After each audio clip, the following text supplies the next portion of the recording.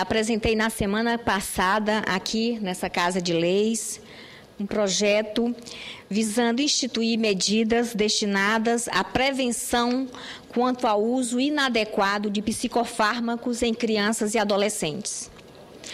Trata-se do projeto de lei número 247 de 2012, que sugere alteração na Lei 8.069 de 13 de julho de 90, conhecido como Estatuto da Criança e do Adolescente. No capítulo 1º do ECA, que é o Estatuto da Criança e do Adolescente, que trata do direito à vida e à saúde, o artigo 14 determina: o Sistema Único de Saúde, SUS, deve promover programas de assistência médica e odontológica para prevenir enfermidades que afetam a população infantil, bem como campanhas de educação sanitária para os pais, educadores e alunos, incluindo aí a obrigatoriedade da vacinação das crianças. No PLS, eu proponho que seja acrescentada ao artigo 14 a recomendação de que o uso de psicofármacos em crianças e adolescentes obedeçam aos requisitos e normas contidas nos regulamentos aplicáveis.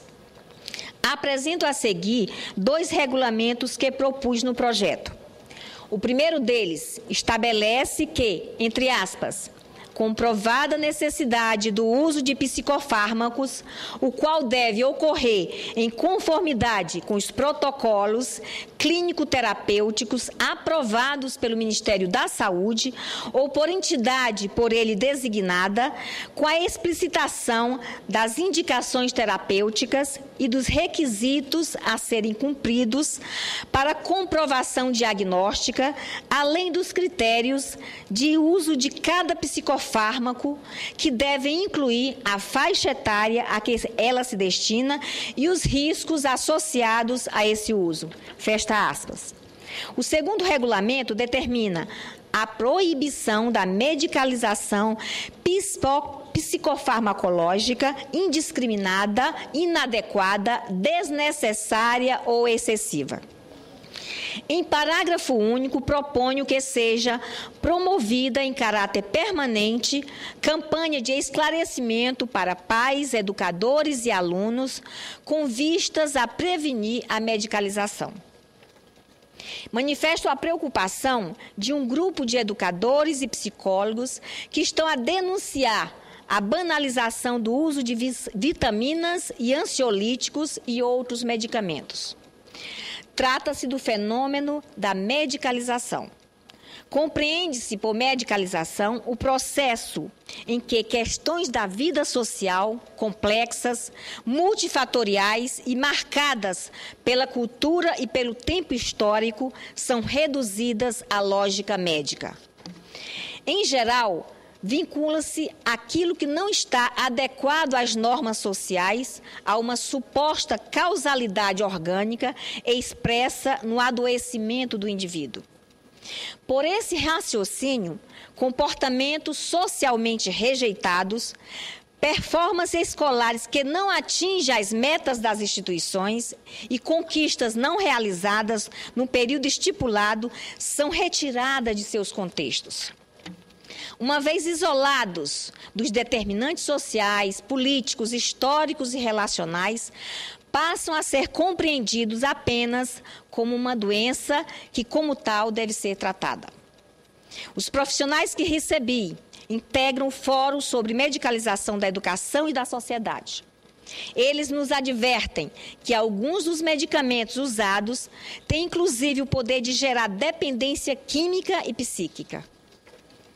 Marilene Proença, representante do Conselho Federal de Psicologia, afirmou que crianças e jovens estão sendo vítimas da ideia de que a educação é um fenômeno circunscrito ao indivíduo.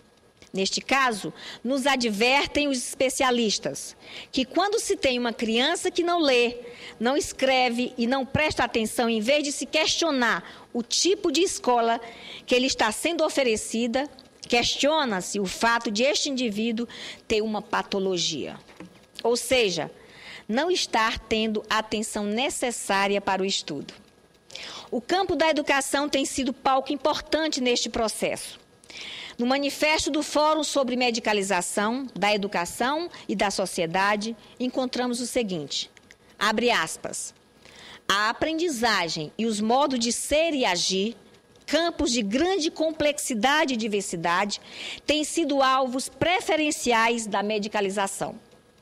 Cabe destacar que, historicamente, é a partir de insatisfações e questionamentos que se constituem possibilidade de mudanças nas formas de ordenação social e de superação de preconceitos e desigualdades. Senhora Presidenta, a professora do Departamento de Pediatria da Unicamp, Maria Aparecida Moisés, também integrante do Fórum sobre Medicalização, entende que a medicalização é um problema coletivo, social, cultural, político e econômico e que deve ser discutido nesse contexto. A bem da verdade, não há como discutirmos processos educacionais descontextualizados dos poderosos interesses econômicos, especialmente de laboratórios farmacêuticos que reforçam a tendência dos profissionais de saúde e educação de transformarem um problema não médico da aprendizagem ou do comportamento em um problema biológico do indivíduo com causa e solução médica. Para os senhores terem uma ideia, é lícito saber que no Brasil é preocupante o tratamento dos transtornos de déficit de atenção, o TDA ou TDAH, quando se diagnosticam também sintomas de hiperatividade, por meio da utilização de medicamentos de tarja preta com propriedades similares à das anfetaminas. A ponto de o uso intensivo desse medicamento ter levado o Brasil ao posto de segundo maior consumidor mundial em 2009. Estudo concluído naquele ano por pesquisadores do Programa de Pós-Graduação em Ciências da Saúde do Instituto de Previdência dos Servidores do Estado de Minas Gerais, investigou as características das prescrições para o TDA e o TDAH. Por meio da revisão de 19 artigos científicos disponíveis em diferentes bases de dados, chamou a atenção a preocupação com o uso de medicamentos em crianças muito novas. Um dos estudos registrou essa utilização em crianças de 2 anos de idade, relatado no seguinte trecho, abre aspas, não há evidências científicas para o uso de psicoestimulantes em crianças tão novas, até 4 anos, quanto aos encontrados na revisão. O que está acontecendo com os familiares e professores para essa demanda? Uma resposta hipotética é que, como as famílias estão progressivamente menores, com menos filhos, menos crianças, com mais mobilidade de parceiros e geográfica e jornadas duplas de trabalho, as pessoas estão ficando mais intolerantes com a normal inquietação motora das crianças nessa faixa etária. Senhora Presidenta, tal hipótese é fundamentada por Cox e outros. Estes pesquisadores descobriram que em famílias com mais crianças há menos prescrição desses estimulantes. E pelo viés do profissional médico, a demanda técnica real para a medicalização de até 3% dessa população ou está havendo apenas uma resposta reativa às demandas. Mas, senhoras e senhores, este não é um problema restrito aos países da América Latina. Apenas estando o Brasil no seu contexto. O Brasil, outros estudos mostram que em todo o mundo vem crescendo vertiginosamente o uso de psicofármacos em crianças e adolescentes. Queria dar uma parte ao senador Mozarildo Cavalcante. Senadora Ângela Portela, quero cumprimentá-la pelo tema que aborda. Vossa Excelência que é professora e eu lhe aparteio como médico, e também como pai, como avô, portanto, com alguma experiência de lidar com crianças e adolescentes também, pelo outro lado, esse tema realmente merece muita reflexão e muito estudo. Porque se, por um lado, como disse Vossa Excelência, não devemos medicalizar qualquer comportamento de uma criança, de um adolescente, por outro lado, também não devemos ir para o outro extremo de só psicologizar. Quer dizer, nem é só médico o problema, nem é só psicológico o problema. O problema tem várias vertentes que precisam ser bem avaliados, tanto pelos psicopedagogos, como pelos médicos da área que cuidam das crianças e dos adolescentes. Porque, veja bem, havia um tempo em que quando uma criança tinha um problema de, vamos dizer, de hiperatividade ou de déficit de atenção, se dizia que aquela criança era muito capeta e, portanto, não prestava atenção em nada e tal. Se a criança um adolescente tinha um distúrbio, por exemplo, de bipolaridade, se dizia que aquele jovem ele era de lua. Quer dizer, um dia estava de um jeito, daqui a pouco estava de outro. Então não se pode chegar nem a regredir ao ponto de menosprezar a existência de distúrbios psicológicos e psiquiátricos, como não se pode também ir para o outro extremo de que qualquer comportamento que saia do padrão que se considere, entre aspas, normal, se tenha que medicar. Eu me preocupo muito com isso porque, como disse Vossa Excelência também, hoje em dia a sociedade mudou muito. Pai e mãe passam quase que o dia todo fora de casa. Então, o convívio com os pais cada vez é menor.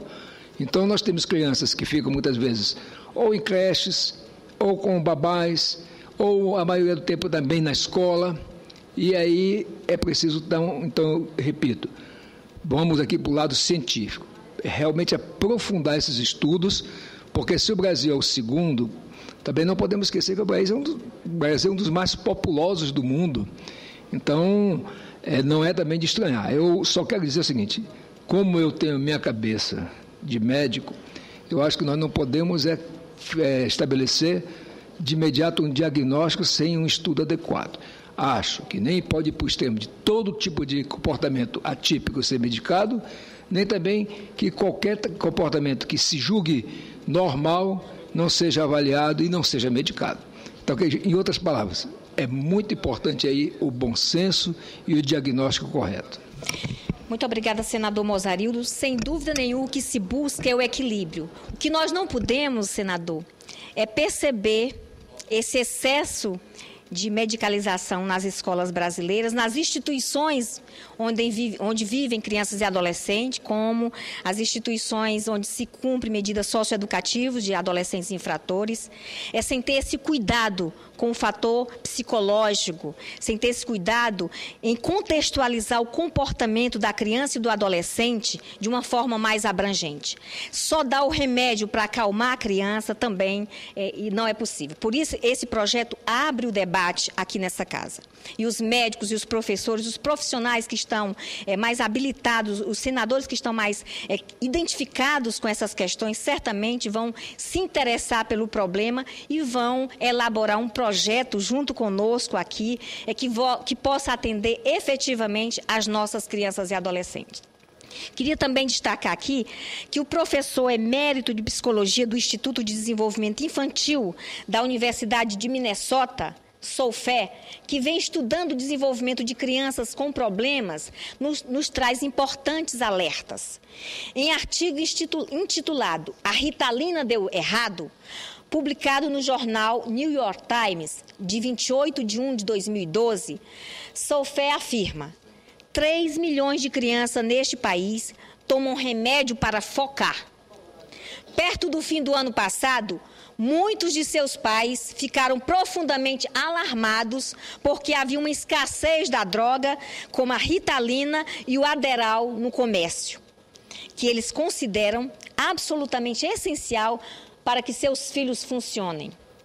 Estudioso do assunto há 40 anos, Soufé questiona se essas drogas estão, de fato, ajudando as crianças e se as prescrições delas devem continuar em expansão. Para o pesquisador, em 30 anos, aumentou 20 vezes o consumo de remédios para o déficit de atenção. Diante disso, ele acredita que precisamos nos perguntar: por que nos apoiamos tanto em drogas para o déficit de atenção? O pesquisador observa que estes remédios aumentam a concentração, mas por um período curto. Por isso, funciona tão bem para os alunos da faculdade em véspera de provas. Mas quando são dados a crianças por um longo período de tempo, nunca melhoram o rendimento escolar, nem reduzem os problemas comportamentais. Como vimos, as preocupações com a medicalização têm sentido.